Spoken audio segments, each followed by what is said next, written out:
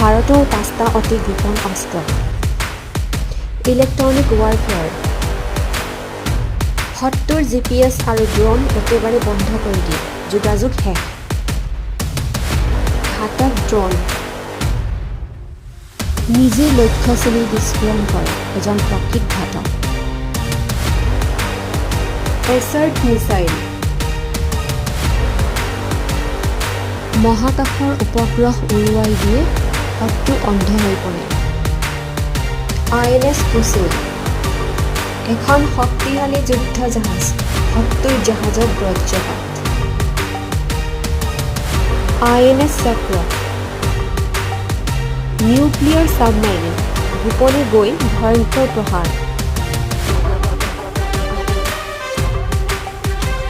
আৰু এনেধৰণৰ তথ্যৰ বাবে আমাৰ চেনেলটো ছাবস্ক্ৰাইব কৰিব। ধন্যবাদ।